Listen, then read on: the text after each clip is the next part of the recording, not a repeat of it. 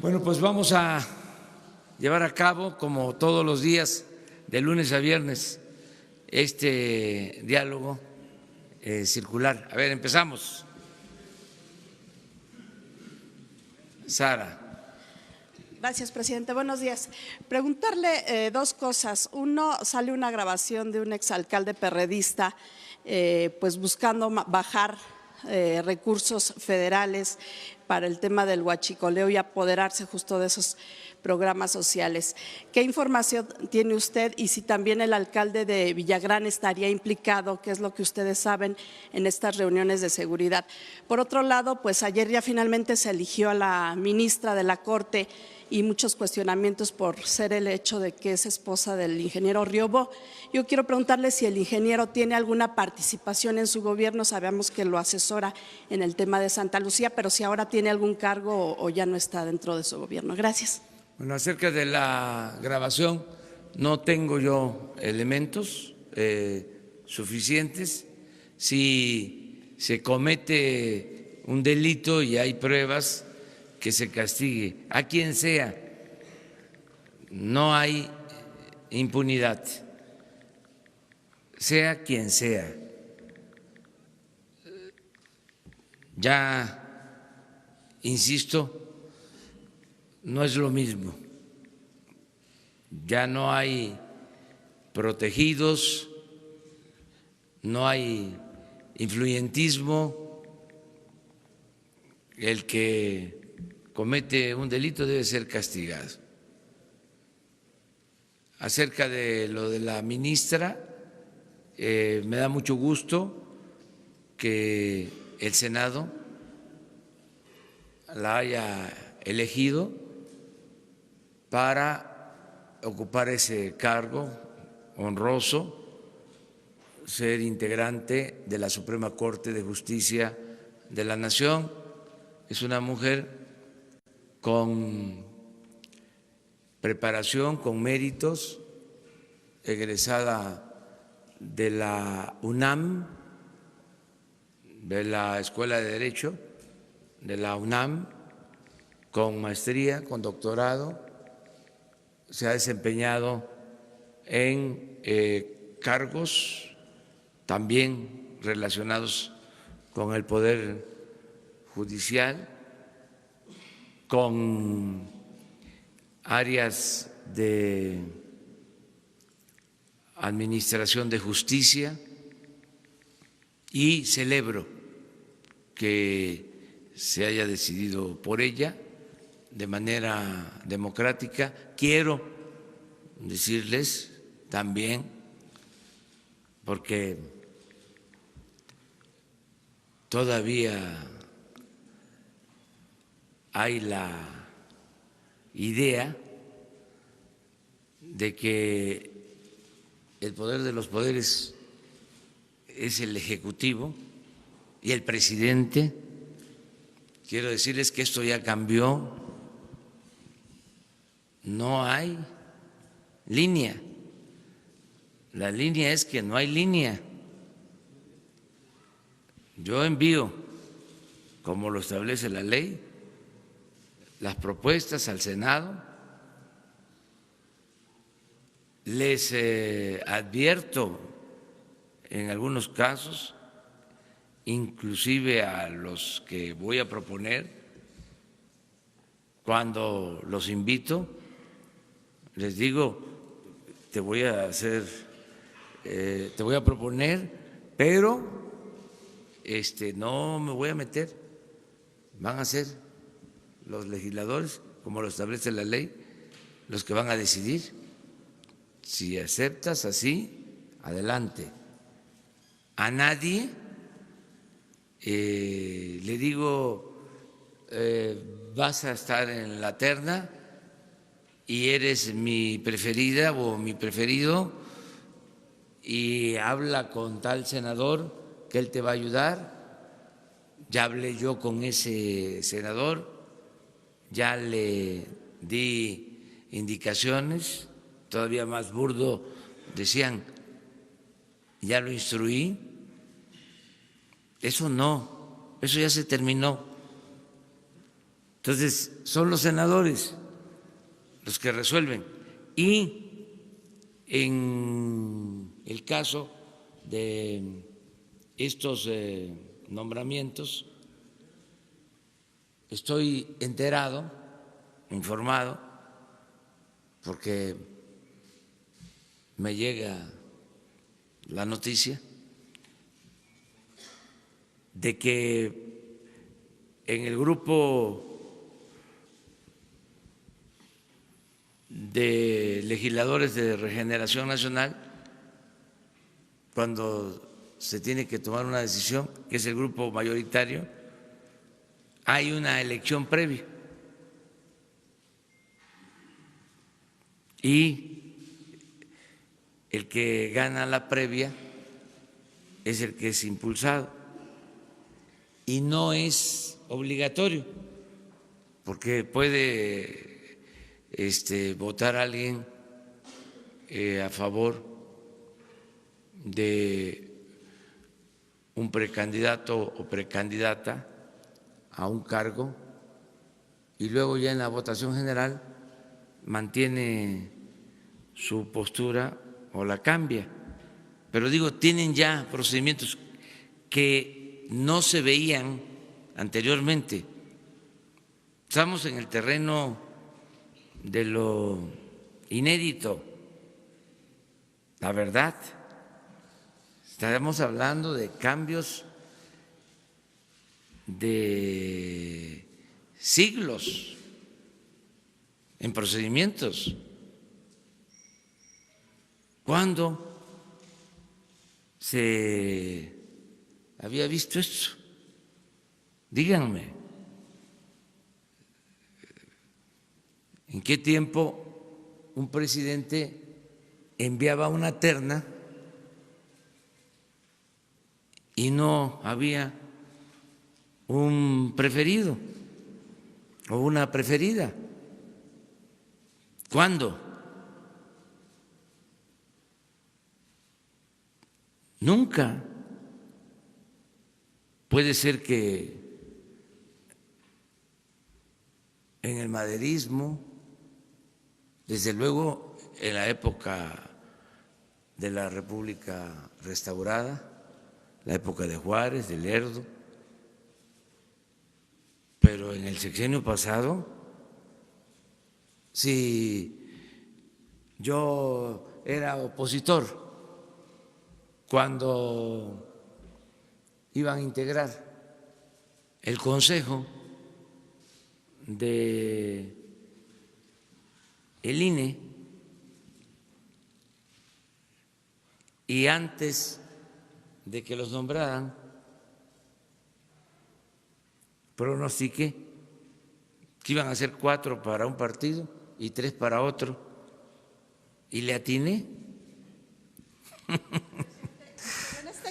En este caso, sin demeritar la carrera de ella, que por supuesto puede tener mucha trayectoria, sin duda, lo que se cuestiona aquí es si realmente hay independencia o si no puede haber un conflicto de interés por este tema de que su esposo es asesor de usted. No tiene ningún cargo aquí, y sí me ha ayudado mucho, y él es un ingeniero también, con mucha capacidad profesional, es de los mejores estructuristas del país, independientemente si gusta o no gusta, si cae bien o no cae bien. Yo lo conozco porque fue el que hizo el proyecto para los segundos pisos, el estructurista que hizo los cálculos, qué dimensiones iban a ser las columnas, las traves, las famosas ballenas. En ese entonces, hasta un expresidente que ya no quiero mencionar, que es preferible olvidar, pronosticó que se iban a caer los segundos pisos y no se cayeron. Bueno, toco madera. Hola, presidente. Luego, a ver, primero, ¿quién está? ¿No era acá Adelante. atrás? Adelante. Hola, presidente. Soy Agustín Velasco de Uno TV. Quisiera preguntarle sobre esta ecuación, esta fórmula que mencionó el lunes en su informe de los 100 días para regular el precio del combustible de la Secretaría de Hacienda. ¿Cuál es esta fórmula? ¿Por qué se ha retrasado como lo mencionó ese día? Tengo 3 preguntas. Esa sería la primera. La segunda es acerca de funcionarios, exfuncionarios de la Sedesol, que ahora han pasado al Banco del Bienestar, funcionarios ligados con Luis Miranda Nava, quien era el exsecretario de Desarrollo Social, y ahora están pues bueno, colaborando con el Banco del Bienestar. Específicamente le menciono los nombres, serían Samuel Toledo Córdoba, y también estaría colaborando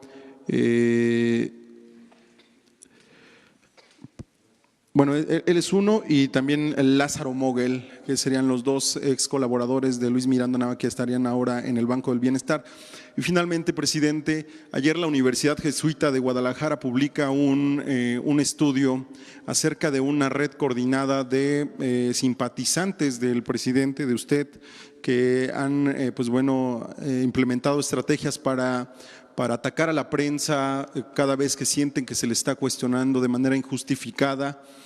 Artículo 19, esta organización que defiende la libertad de expresión, publica también una opinión acerca de que esta red se está apoyando también de algunos youtubers, de algunos blogueros que llaman a la prensa chayotera o vendida, y esto se adereza además con el discurso presidencial de llamar a la prensa fifí. ¿Qué opina de estos estudios que se publican?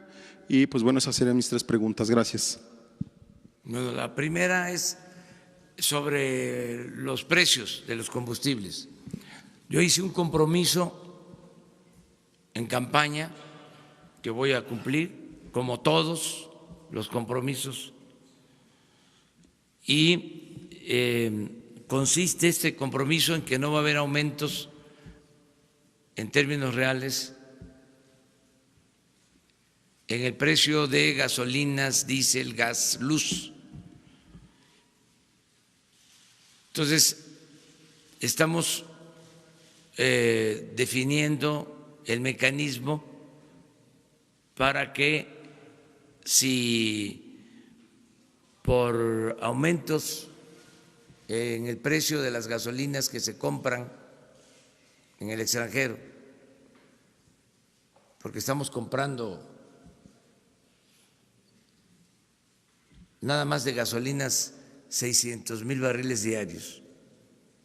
Entonces fluctúa el precio internacional. Entonces, si sube el precio internacional, Pemex tiene que aumentar el precio a los distribuidores, y esto desde luego impacta en el consumidor final. Entonces estamos buscando cómo ajustar ese aumento. Existe el IEPS, que es el impuesto a las gasolinas, y existen otros mecanismos. Ya estamos resolviéndolo. Dije en el informe que aumentó por encima de la inflación en este periodo la gasolina magna, el diésel, la luz, y tenemos que ajustarlos. Se está trabajando con este propósito. Lo importante es que vamos a cumplir en todo este año. Si tenemos una inflación de 4.8, que es lo que llevamos hasta ahora, abajo de la inflación del año pasado, ¿sí? 4.8 anualizado, o sea, claro. Entonces, eso sería solo el aumento en los combustibles, porque si no se hace ese ajuste inflacionario, entonces estaríamos en términos reales bajando los precios. Entonces, mi compromiso es no aumento en los combustibles en términos reales, y estamos definiendo el mecanismo para eso. Lo segundo, los colaboradores sí, de Luis Miranda. tomamos nota, ya se ha definido, nadie que haya estado en dependencias y que tenga participación en actos de corrupción va a trabajar en nuestro gobierno. Entonces, por más que cambien, que pasen de una secretaría a otra, así como está sucediendo en este momento, que ustedes están haciendo esta denuncia y les agradecemos mucho, y hablo de ustedes para no personalizar y que no vaya a haber represalias en contra de nadie. Además somos todos, y así nos debemos de proteger, ¿no? Para que siga fluyendo la información. Entonces, en estos casos se revisa, y si hay pruebas, se actúa. Desde luego no se pueden cometer también arbitrariedades, siempre se puede saber, hay manera de enterarnos del comportamiento de cualquier servidor público, ¿no?, de cualquier funcionario. Pero no vamos a reciclar a funcionarios que tienen malos antecedentes. No pueden pasar de una secretaría a otra siendo los mismos que permitieron actos de corrupción o demostraron ser muy ineficientes. Imagínense que en Hacienda sigan los mismos tecnócratas que en 36 años de política neoliberal llevaron al fracaso al país.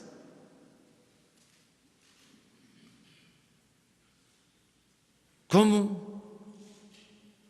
Si la gente lo que quiere es una transformación, ¿cómo una persona que promovió, impulsó, ejecutó la llamada reforma energética, que resultó un fracaso, va a seguir trabajando con nosotros? Hasta por honestidad deberían de decir, ya me voy, no estoy de acuerdo con ustedes, y además acepto de que no se produjo más petróleo como yo lo decía, no se produjeron más gasolinas, se siguió arruinando la petroquímica, aumentó el precio de los combustibles, hubo menos inversión pública y privada, se endeudó Pemex, se endeudó la Comisión Federal de Electricidad. Y entonces yo, que defendía la reforma energética y que decía que era la panacea, todavía con cinismo, conchudo, hago como si nada hubiese pasado y me quedo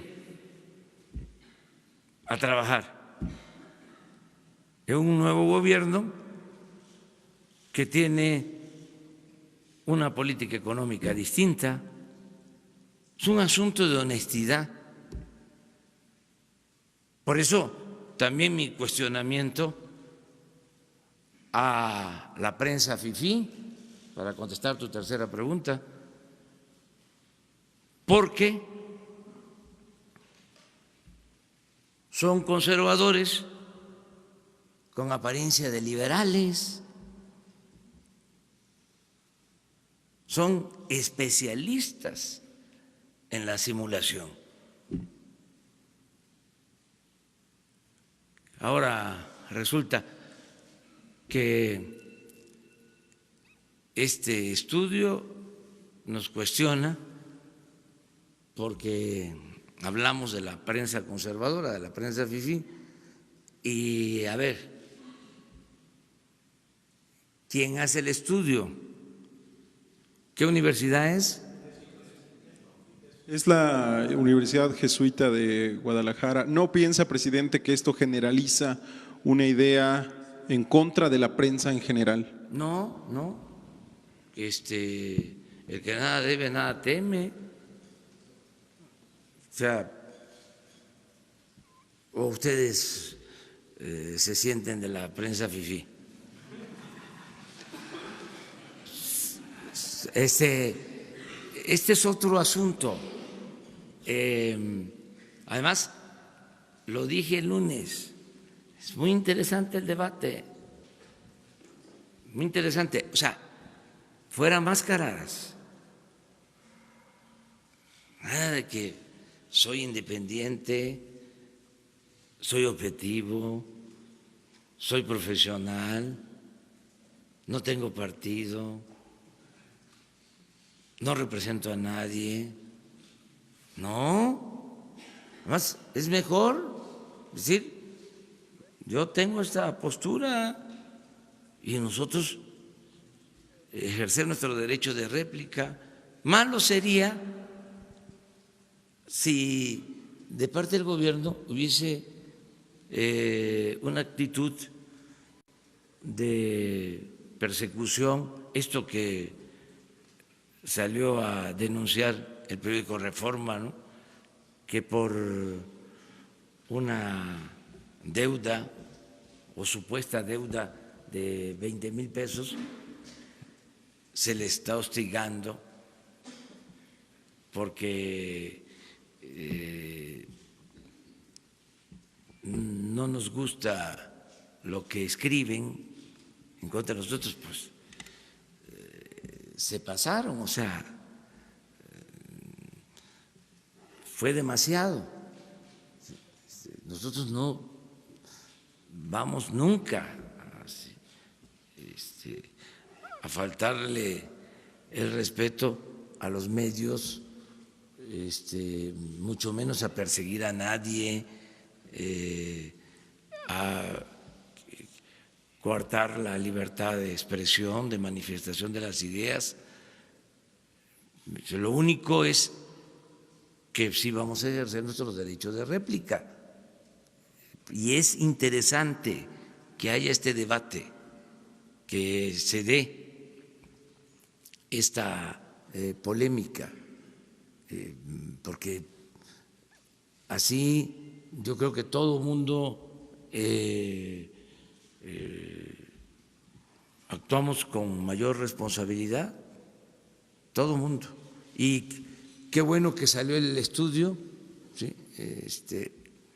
De esta universidad, pero no es cierto. O sea, que haya un grupo promovido por nosotros para defendernos en contra de los que nos cuestionan o nos critican, además con derecho y porque es legítimo. No existe eso. Nosotros no tenemos bots. Ese es el tema o uno de los temas con el conservadurismo. ¿Saben cuál es la verdadera doctrina de los conservadores? La hipocresía. Todo lo que ellos hacen, piensan que lo hacen sus semejantes. Eso es característico del conservadurismo. Cuando las guerras sucias, ¿se acuerdan aquellos videos del populismo? Pues ya hay información de que sí estaban financiados por el conservadurismo. Bueno, me van a obligar ya, ni modo, me cuesta mucho trabajo a mí, les voy a entregar el estudio, se los voy a entregar. ¿Se acuerdan aquellos que fueron? Es un documental, El populismo en el mundo, el populismo, segundo capítulo, Argentina con Perón, el populismo en Venezuela y el populismo en México, ¿no? Con ya saben quién. Entonces, ¿se acuerdan de ese documental? A lo mejor aquí ya no lo podemos pasar, pero ahí lo recomiendo que lo vean. Pues ya se probó de que fue financiado por un grupo y aquí del país. Se pagó a una empresa para hacerlo. Entonces, que conste que ustedes lo plantearon. Señor, ya perdón. había comentado acá, sí. Señor presidente, son 3 preguntas. La primera, publicamos hoy una entrevista con el presidente del INAI, con el señor Francisco Javier Acuña. Él dice que hay un riesgo de, y eso lo dice él, hiperpresidencialismo, si es que los órganos autónomos se les sigue criticando desde esta tribuna. Su opinión acerca de esta consideración que dice el señor presidente del INAI a través de esta entrevista. La segunda, se emitió una suspensión provisional en Chihuahua por parte de un juez a las medidas del gobierno federal para retirar los recursos, a las estancias infantiles. Piden que se regrese al esquema anterior.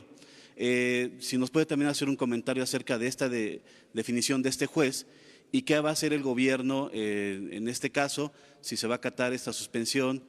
Todavía sigue el proceso de juicio, de amparo, evidentemente, pero mientras, ¿qué va a hacer el gobierno ante esta suspensión provisional? Y la tercera, señor, aquí habíamos comentado hace unos días acerca del delegado especial en Veracruz, que es el caso que documentamos varios, que estaba recibiendo un salario superior al suyo. Nada más para saber si ya se corrigió esto y si ya el salario de este funcionario ya no rebasa el del presidente de la República. ¿Qué información tiene al respecto, por favor? Bueno, lo primero es… lo de la entrevista del presidente del INAI, Sí. Francisco Javier Acuña. Sí, pues somos libres, voy a ejercer mi libertad siempre digo lo que pienso, responsablemente. Ayer hablábamos del caso de los jueces, que como nadie decía nada, podían liberar a cualquier presunto delincuente de manera impune. Si estos asuntos se tratan, se ventilan, ya se contribuye a que estas cosas no sucedan. Entonces, yo voy a seguir expresándome, manifestándome, denunciando todo aquello que considere ilegal, injusto, inmoral, todo lo que implique corrupción, les guste o no les guste. Por ejemplo, fíjense qué vergüenza para muchos que desde enero de 1994 hayan reformado el Código Penal para que no fuesen delitos graves hechos de corrupción y que en 25 años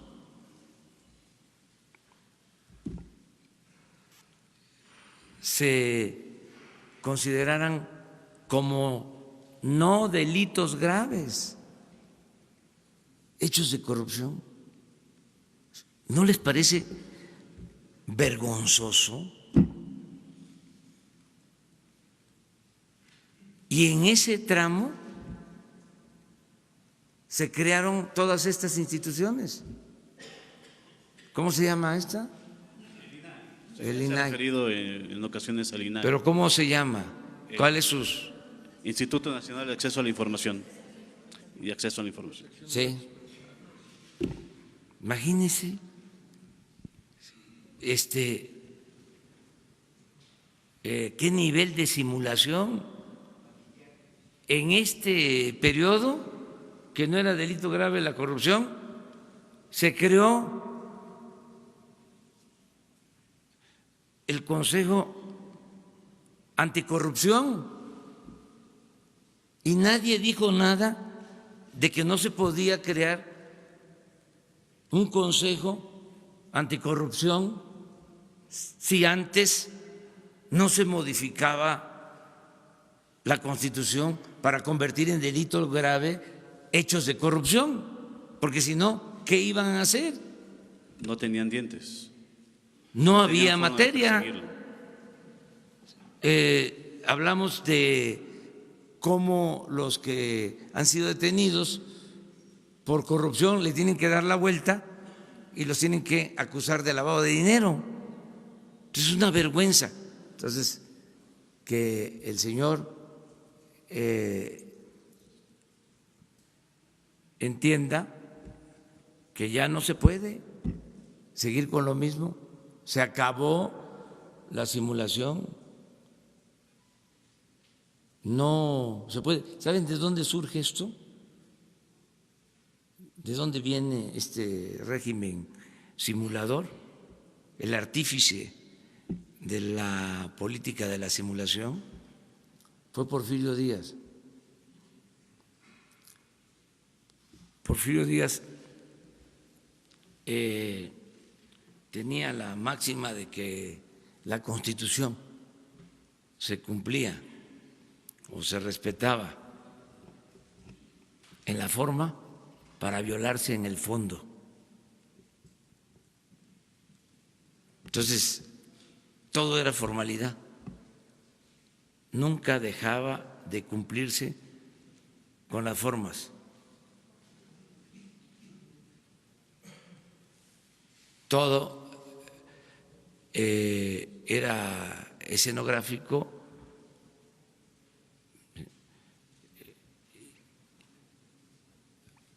desde luego que habían elecciones,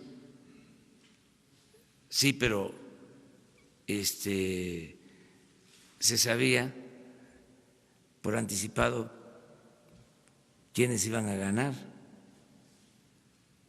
y se hacían las elecciones. Esa es la diferencia con Madero. Madero se enteraba por la prensa de quién había resultado triunfador, mientras Porfirio mandaba las listas con las famosas palomas mensajeras a los estados, y los gobernadores hacían lo mismo en sus territorios. Entonces, desde entonces, y la revolución no pudo con ese régimen, o sea, echó tantas raíces la antidemocracia, ese procedimiento, que no pudo la revolución destruirlo. Se avanzó en el terreno social, en lo económico, pero en lo político no. Esto de que dejó de estar don Porfirio, pero apareció doña Porfiria, es clarísimo. Y hasta ahora, hasta estos tiempos, imagínense modificar el Código Penal, son como 10 tipos de delitos relacionados con la corrupción que dejaron de ser graves. Les voy a entregar mañana el estudio que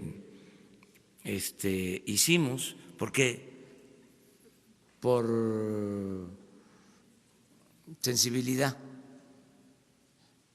siempre me parecía extraño, y en una de esas le pedí a un abogado amigo: oye, investígame cómo estaba antes y cuándo fue que se cambiaron las leyes. Y cuando me da el informe y veo en el 94, pues como lo dije ya, sin comentario, ajustaron el marco legal para poder robar impunemente, sin castigo. Entonces eso ya cambió las cosas. ¿Y lo tercero?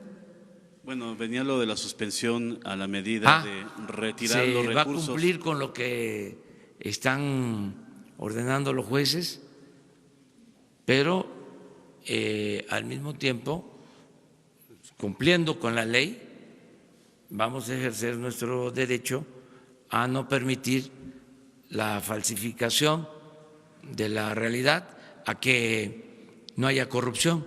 Estamos levantando un censo, ya les he informado varias veces sobre esto, y les vamos a dar a conocer los resultados. Les adelanto algo: están mal los listados, no existen los niños, en algunos casos hay muchas irregularidades y actos de corrupción. Y la tercera era el salario del delegado de programas sociales en Veracruz. Habíamos comentado aquí hace días que estaba recibiendo un salario superior al de usted. ¿Este caso se revisó? ¿Cuál es? Eran 110,000 pesos que estaba recibiendo. No, nadie puede. Entonces se estaría… Pero el coordinador nuevo… Sí, el superdelegado que le llaman ahora en Veracruz. No, que estaba recibiendo más. Superdelegado. Sí, el delegado especial de su gobierno. Miren,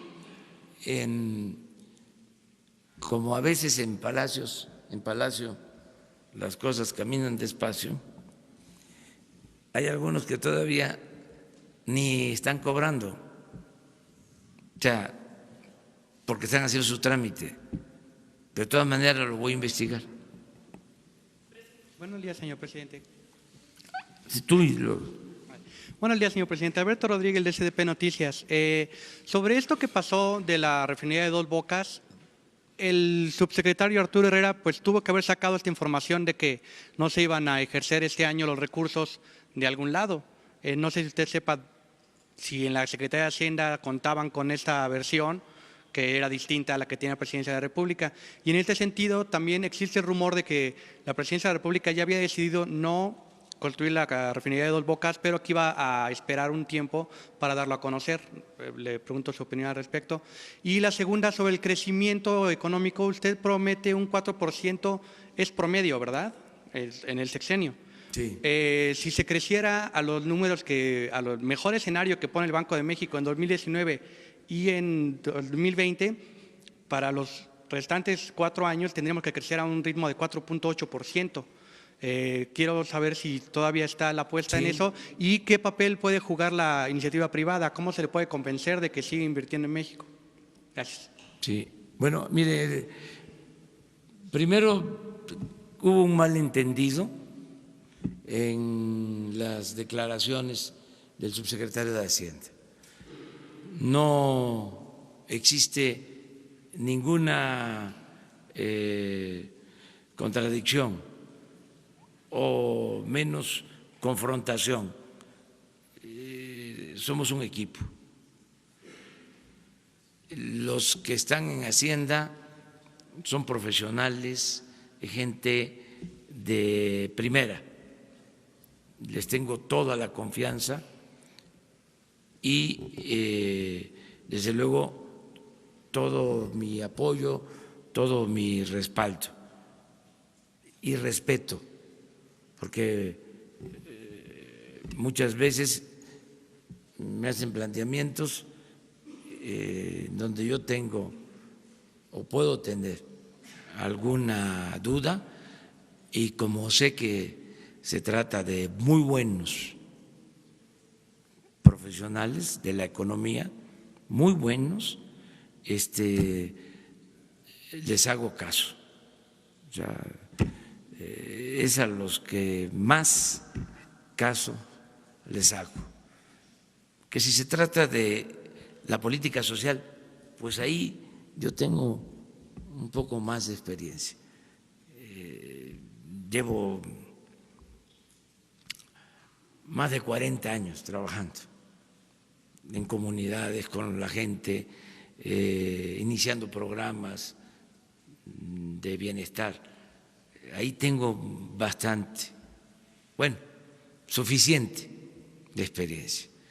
En la parte económica, que es complicada, siempre les hago caso. Soy muy cuidadoso de todo lo que tiene que ver con la parte económica financiera. Fue un malentendido. Nosotros tenemos presupuesto desde hace muchísimo tiempo. Hemos venido sosteniendo que debemos de darle valor agregado a la materia prima, que no podemos estar vendiendo petróleo crudo y comprando gasolinas, que es como vender naranja y comprar jugo de naranja. Entonces, esto nunca le ha parecido a los neoliberales. O sea, es una diferencia que tenemos, ¿sí?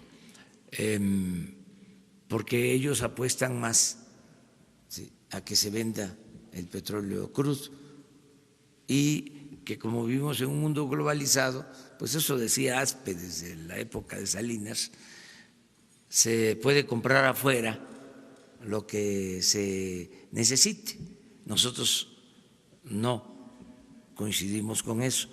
Nosotros pensamos que debemos de producir en México lo que consumimos, y eso es lo que hacen en otros países, darle valor agregado a su materia prima, fortalecer su mercado interno. Esas son diferencias que tenemos. Entonces, sí queremos refinar. Lo que pasa que con la situación en que dejaron el país y al sector energético, pues ahora tenemos que producir petróleo, tener materia prima para poderla procesar, para poderla refinar y convertirla en gasolinas. Pero sí vamos a eso, vamos a la autosuficiencia, a que no se compre gasolina en el extranjero. Entonces, por eso la rehabilitación de las 6 refinerías y la construcción de la nueva refinería de Dos Bocas. Y está en el presupuesto de este año, 50,000 millones de pesos. Están presupuestados con ese propósito. Quedamos que en 3 años la vamos a terminar para utilizar todo el petróleo que se produce en la sonda de Campeche y en los campos petroleros de tierra de Tabasco, de Veracruz, y refinar ese petróleo en Dos Bocas.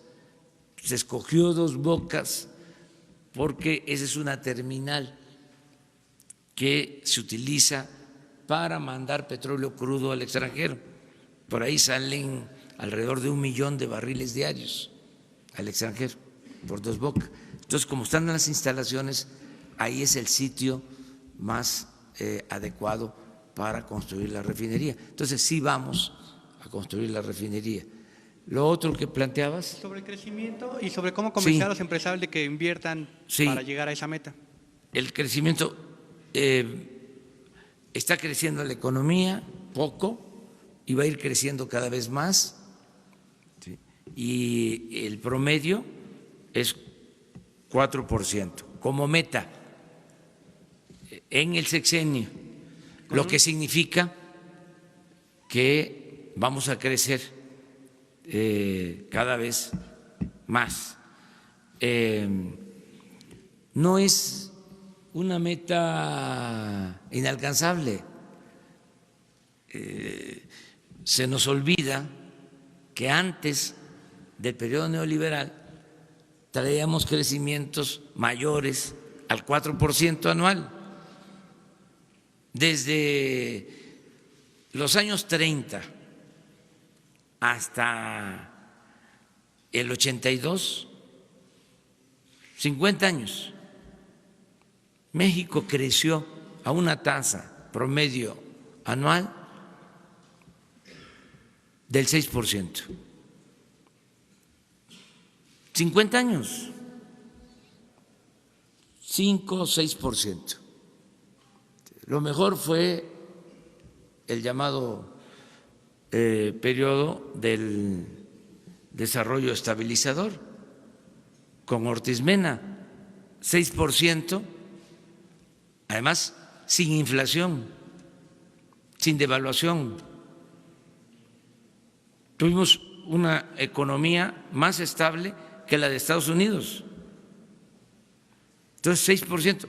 Llegan estos sabiondos con sus fórmulas aprendidas u ordenadas desde el extranjero, cambia la política económica, empiezan a transferir bienes de la nación a particulares y el crecimiento en 36 años, 2%, un rotundo fracaso, porque si descontamos el aumento en la población en estos 36 años, el resultado es prácticamente 0 crecimiento económico. Entonces, ¿cómo no vamos a poder lograr el doble de lo que ellos hicieron en 36 años? Ahora, ¿cómo se va a hacer? Eso es muy interesante. Primero, ellos no toman en cuenta que la corrupción inhibe el crecimiento. La corrupción impide el crecimiento. O sea, ellos no consideran esa variable, primero. Segundo, ellos no promueven el desarrollo, no promueven el crecimiento. En sus lecciones no aparece lo de la promoción del desarrollo. Ellos dan por hecho que si se ajustan variables macroeconómicas, ¿sí?, solo la mano invisible del mercado lo resuelve todo. Nosotros no estamos de acuerdo con eso. O sea, nosotros apostamos a promover el desarrollo. ¿En qué consiste esto en la práctica? Que si hay una empresa que está a punto de quebrar porque está siendo hostilizada por excesivos impuestos y se va a cerrar y van a quedarse sin trabajo, ¿sí?, 500, 600 trabajadores, hay que irla a ver y hay que ir a ver cómo se resuelve el problema.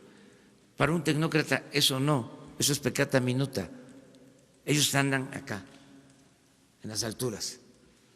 Entonces, cuando se promueve el desarrollo es estar muy pendiente a que Walmart va a invertir en México. Pues hay que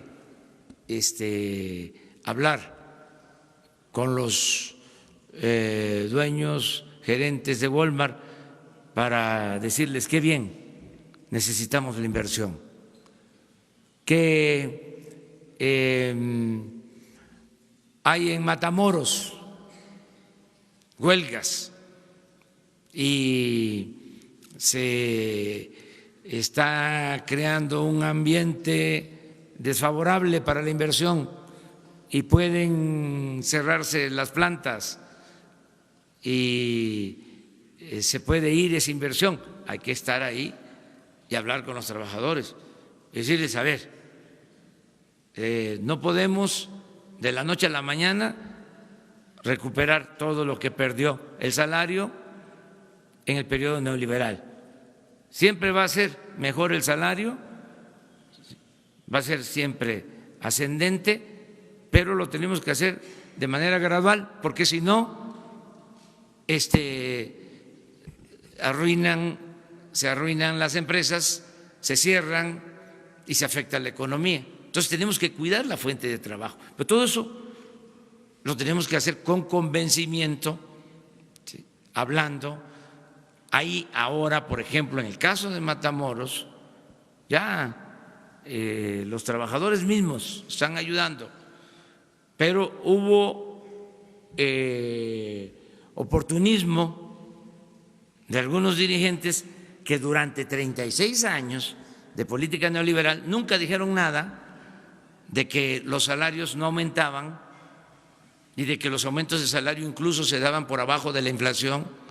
Y ahora que por nuestro movimiento, el movimiento de todo un pueblo, se consigue que aumenten los salarios, ellos se montan, ¿no?, y quieren sacar raja.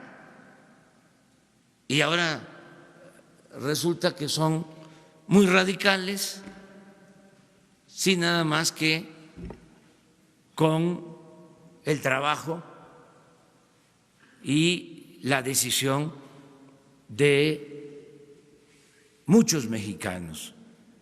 Entonces, todas estas cosas tienen que ver con cómo promover el desarrollo, cómo lograr que haya crecimiento. Y lo otro, la mezcla de recursos.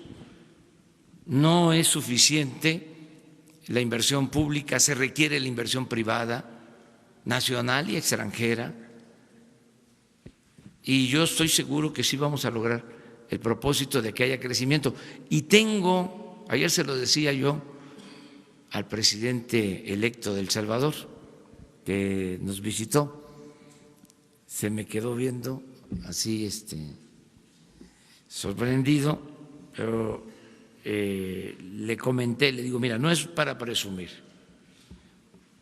Pero yo aspiro a que antes de que termine el sexenio ya no tengan que ir los mexicanos a buscarse la vida a Estados Unidos, porque va a haber suficiente trabajo aquí. Y entonces nos van a pedir, a eso aspiro, convenios especiales para que vayan trabajadores. Entonces, sí va a haber crecimiento y eso es lo que va a permitir que haya empleos.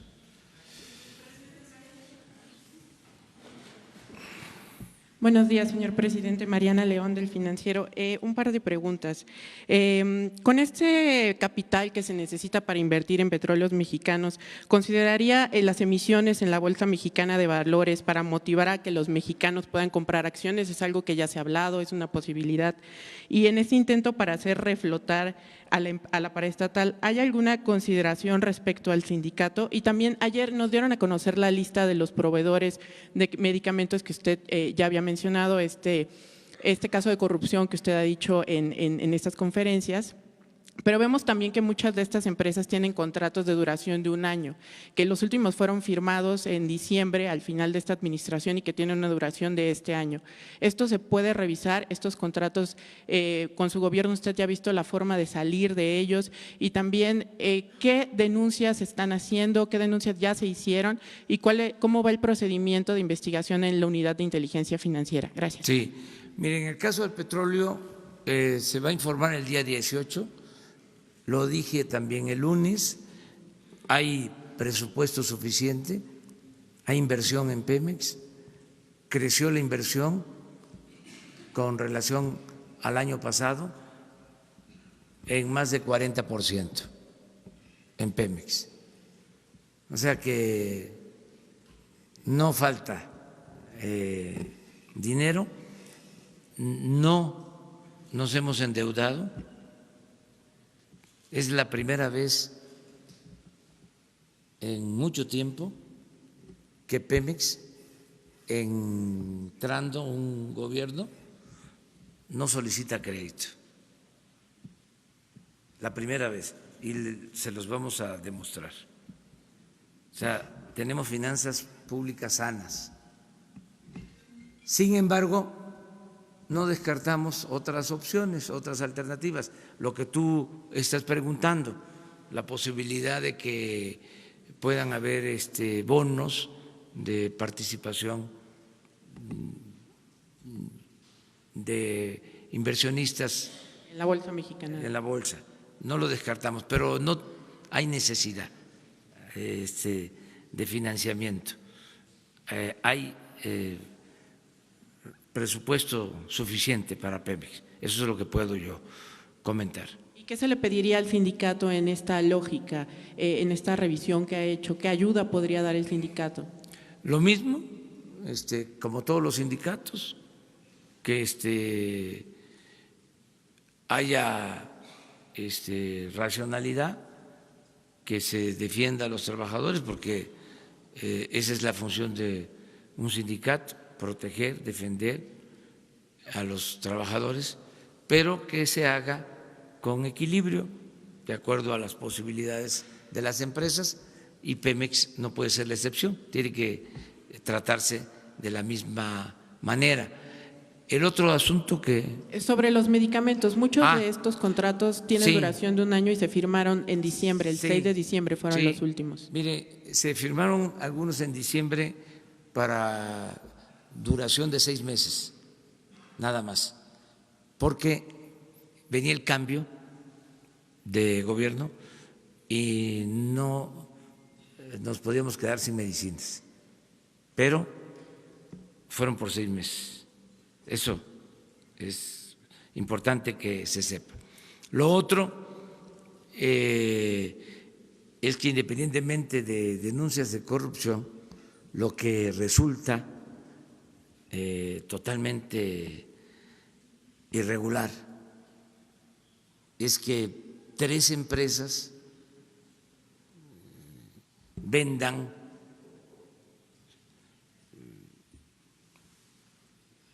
alrededor de 40,000 millones de pesos. Tres proveedores, 40,000. Entonces es mucho. Entonces hay un proveedor, de la información que les entregamos, que está vendiendo más de 1,000 millones de dólares al año. Entonces, ¿cómo le hace? O sea, ¿por qué tanta concentración? Y así está en otros casos.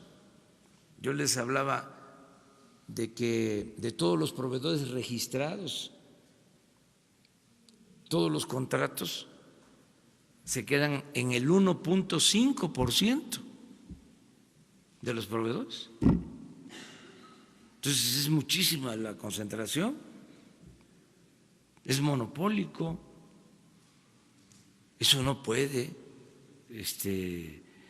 seguir sucediendo, ni en medicinas, ni en compra de alimentos y en otras adquisiciones, en telecomunicaciones. Todo eso se tiene que democratizar y se tiene que hacer con más competencia, se tiene que hacer buscando que no haya proveedores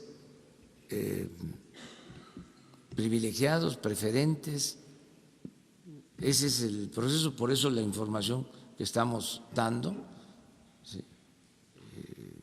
Qué bien que ya entregaron esa información. ¿Y qué otra cosa comentabas? Solo quería saber si hay denuncias específicas contra estas empresas, más allá de la concentración No, que yo sepa, no. Hay, debe de haber, pero de estas grandes, no, nada, o sea, nada, ni se sabía. Pero que su gobierno ya haya hecho o vaya a hacer específicamente. No.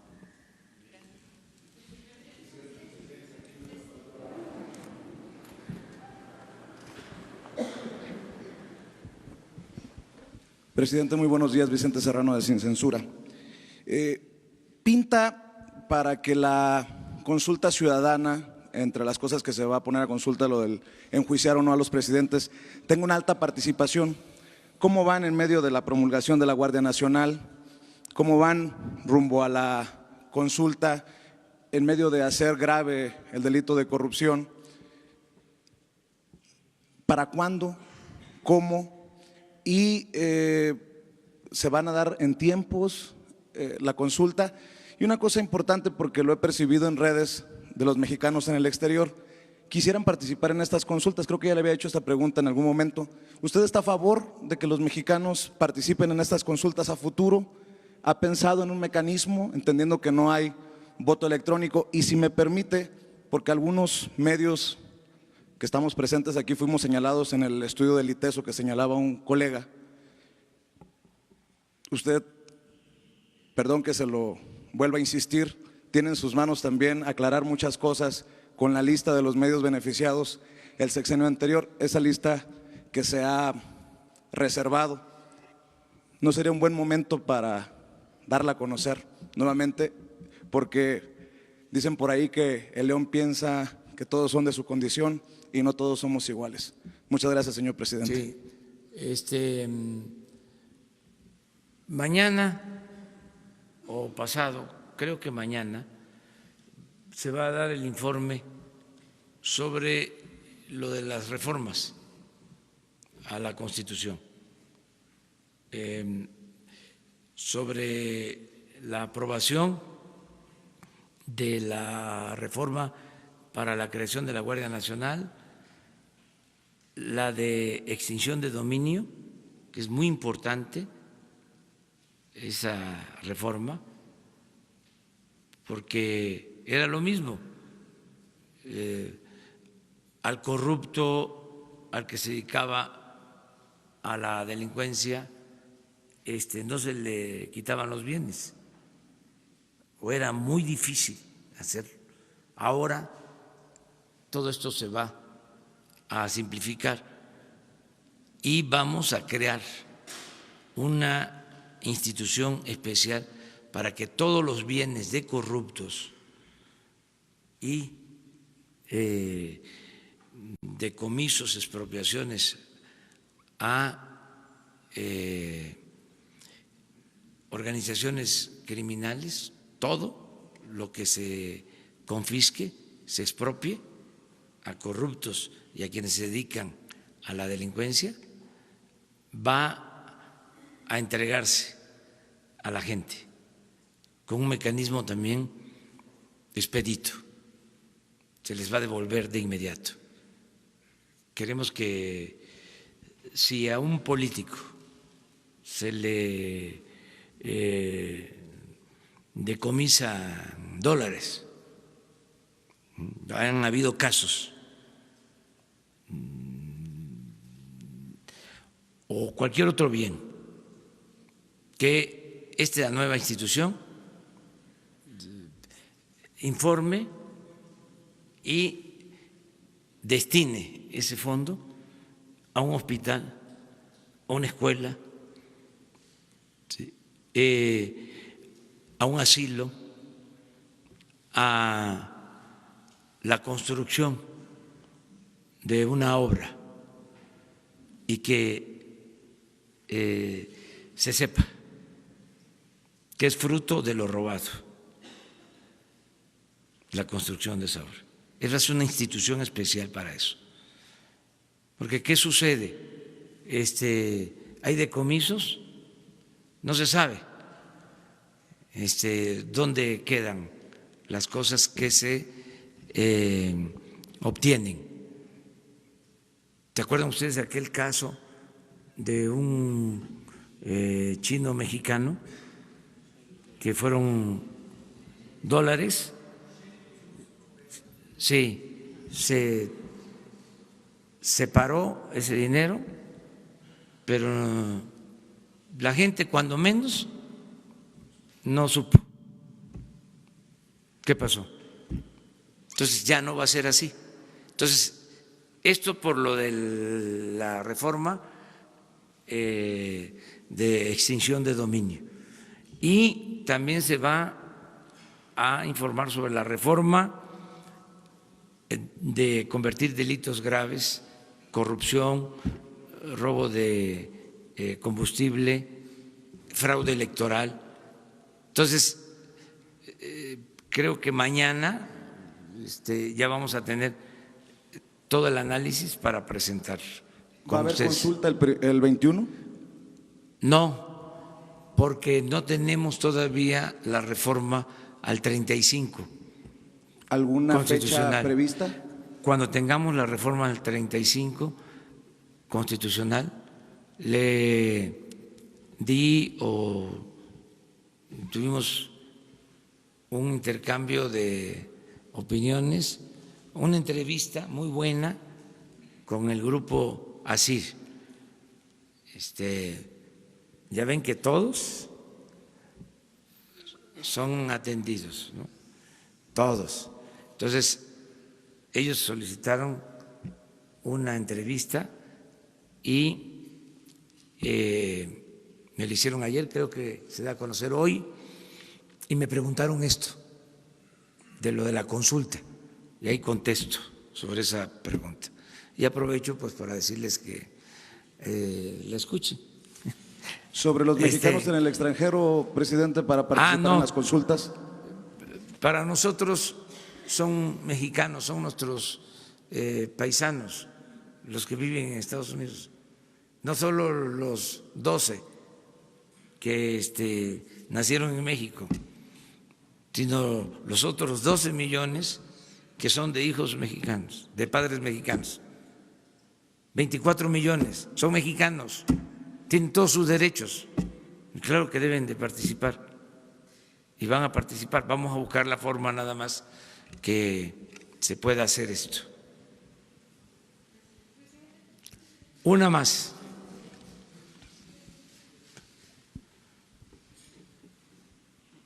Marco Antonio Olvera, corresponsal de Radio Latino California aquí en México, señor. Mañana en la Cámara de Diputados el Partido Morena va a presentar una iniciativa para que los bancos tengan mayores ingresos con respecto a lo de las afores. Las afores de los trabajadores mexicanos han sido gravemente vapuleadas por los bancos. El martes o el lunes, no recuerdo, usted decía que bueno, se rió de cuál es la situación de los bancos, porque los bancos en México obtienen las mayores ganancias del mundo. Una, dos, cobran los más altos intereses en tarjetas bancarias y préstamos que ofrecen a los mexicanos que necesitan o que no tienen acceso al crédito. Quisiera que me diera esa opinión y ahorita le hago otra pregunta, por favor. Bueno, sobre eso hay que consultar precisamente a los servidores de Hacienda del gobierno. Yo les voy a pedir a ellos que den su punto de vista para ser cuidadosos, no omitir opiniones que generen incertidumbre. Vamos muy bien, hay mucha confianza en México, entonces una declaración mal hecha puede ocasionar intranquilidad. Entonces yo prefiero que los encargados de la política hacendaria hablen sobre este tema, porque vamos muy bien. Son 100 días en que el peso se ha fortalecido con relación al dólar. 100 días sin incremento en la inflación, 100 días de estabilidad en la bolsa, 100 días creando empleos, todavía no como quisiéramos, 100 días con crecimiento económico, 100 días mejorando el mercado interno, mejorando el consumo. Entonces, vámonos despacio porque llevamos prisa. Y la segunda pregunta, presidente, la Organización Mundial de la Salud dice que puede haber una pandemia en cuanto a la gripe. No sé si su gobierno está tomando esas medidas para solventar ese problema, si en caso, obviamente, la población mexicana se llegue a afectar. Estamos preparados, está muy bien integrado el equipo de salud. Tenemos el problema de la falta de coordinación, porque se fraccionó mucho el servicio de salud. Los gobiernos estatales atienden una parte, el gobierno federal otra. Dentro del gobierno federal tiene funciones la Secretaría de Salud, por el otro lado el ISSSTE, por el otro lado el Seguro. Entonces lo que estamos buscando es la integración del servicio de salud y cuando menos que haya dos grupos de población preferente, los que tienen seguro, los derechohabientes, los que tienen la seguridad social y los que no tienen seguridad social, los que no están inscritos ni en el ISSSTE ni en el Seguro. Entonces, nada más dos grupos. Y al grupo que no tiene acceso a la seguridad social, que no es derechohabiente de una institución, a ese grupo garantizarle atención médica y medicamentos gratuitos, el derecho a la salud. Y estamos preparados para cualquier contingencia. Ok, Y una última pregunta, presidente, si me lo permite. Hace rato abordó un poquito sobre el tema de los sindicatos. Los sindicatos se consolidaron gracias al trabajo de los trabajadores, perdón por la palabra reiterativa, y el tema de miles de muertos, porque se costaron vidas consolidar los sindicatos. Sin embargo, hoy en día los sindicatos en México son un barril sin fondo, porque han sido corruptos desde sus cúpulas que los liderean hasta los más abajo. Hoy he visto en diferentes sindicatos, he leído que hay trabajadores que de los 365 días del año solamente trabajan 100 al año y con unas canonjías innombrables, o sea, tienen prestaciones que porque se enfermaron, que porque X, Y, Z. ¿Cómo va a llevar esa fuerza de trabajo de los sindicatos hacia la cuarta transformación, porque deben de colaborar, porque están viviendo del erario del país?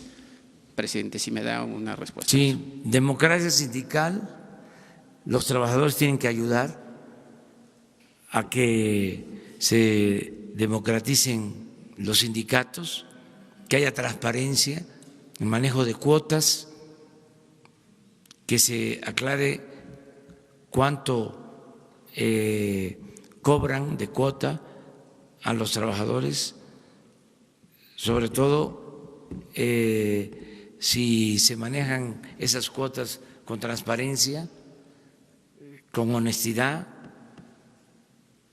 Todo eso se tiene que ir viendo, desde luego respetando la autonomía de los sindicatos, pero la cuarta transformación implica también democracia sindical. Ayer recibí al secretario general de la CTM y me estoy reuniendo con dirigentes sindicales, como me estoy reuniendo con representantes de todos los sectores. Es parte de mi agenda diaria. Y en el caso de los sindicatos, es decirles que el gobierno no va a tener sindicatos predilectos, que no va el gobierno a intervenir en la vida sindical, que no va a imponer a dirigentes, que corresponde a los trabajadores decidir sobre sus dirigentes. Lo que estamos pidiendo, en efecto, es que haya transparencia, que haya honestidad, que se represente con dignidad a los trabajadores. Entonces, en eso estamos. Yo espero, yo tengo confianza de que van a cambiar las cosas. Hoy tengo asuntos, pero aquí Jesús les dice. Sí, Jesús les va a comentar. Muchas gracias, nos vemos mañana.